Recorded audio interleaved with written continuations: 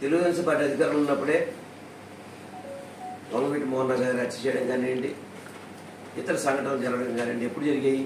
తెలుగుదేశం ప్రభుత్వం ఉన్నప్పుడే కదా. ముఖ్యమంత్రి జగన్మోహన్ రెడ్డి గారి ప్రభుత్వంలో ఎప్పుడైనటువంటి జరిగినాయా?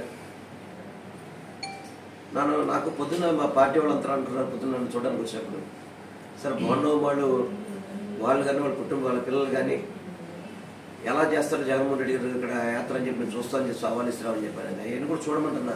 మీ ద్వారా ఎలక్షన్ కమిషన్ కానీ పోలీస్ కమిషనర్ గారిని కోరుకునేది ఒకటే, ఇవన్నీ కూడా మీరు దర్యాప్తు లోతుగా చేయండి. ఎవరు ఈ ఘటనకి పాల్పడ్డారో వాళ్ళని కఠినంగా చర్యలు తీసుకోవాల్సిన అవసరం ఈసీకి ఉంది. ఈరోజు గౌరవ ముఖ్యమంత్రి గారు కూడా రక్షణ కల్పించాల్సిన అవసరం ఉంది. ఇది ఏదో సామాన్య వ్యక్తి చేసిన విషయం అయితే కాదు, సామాన్య చేసిన వ్యక్తి విషయం కాదు. క్రిమినల్గా గౌరవ ముఖ్యమంత్రి గారిని హతమార్చడానికి చేసిన పథకం ఇది.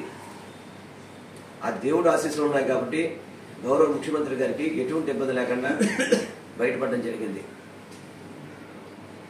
ఆయనకి భద్రత పెంచాలి ముఖ్యమంత్రి గారికి. ఈ చర్యలు చేసేవాళ్ళ మీద, దాడులు చేసేవాళ్ళ మీద